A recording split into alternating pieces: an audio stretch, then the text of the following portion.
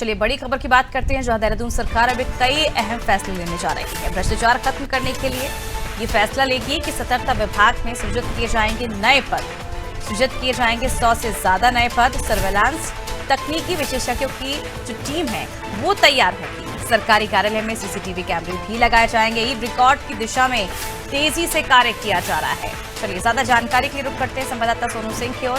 सोनू, भ्रष्टाचार को खत्म करने के लिए तमाम प्रयास अब सरकार की ओर से एक बार फिर शुरू कर दिए गए। क्या लगता है कि अंजाम तक पहुंच पाएंगे ये प्रयास?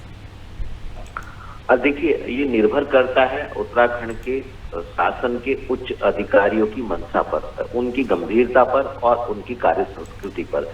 क्योंकि सरकार के मुखिया जब भी किसी मामले का संज्ञान लेते हैं या जब भी कहीं से किसी भी स्तर की कोई भी लापरवाही की अनियमितताओं का मामला जब सरकार के मुखिया के संज्ञान में आता है तो मुख्यमंत्री अक्सर उस पर एक्शन लेते हैं और कहीं ना कहीं एक संदेश देने की कोशिश की जाती है। अब चूंकि एक बार फिर से सरकार इन व्यवस्थाओं को बेहतर कर रही है और ये कोशिश कर रही है सरकार कि आने वाले समय में जो है उत्तराखंड में किसी भी स्तर पर कोई भी भ्रष्टाचार का मामला सामने न आए।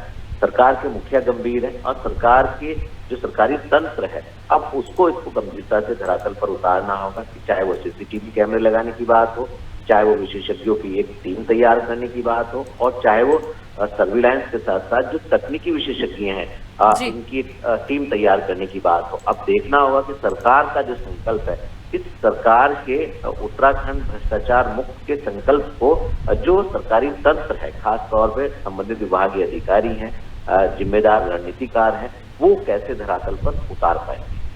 बिल्कुल देखने वाली बात होगी किस तरह से इस धरातल पर उतारा जाएगा, क्योंकि लगातार सीएम धामी की ओर से यही प्रयास किए जा रहे हैं। सरकार की ओर से यही प्रयास है कि उत्तराखंड में पूरी तरह से जो भ्रष्टाचार है वो खत्म हो जाए, भ्रष्टाचार मुक्त उत्तराखंड कहलाए।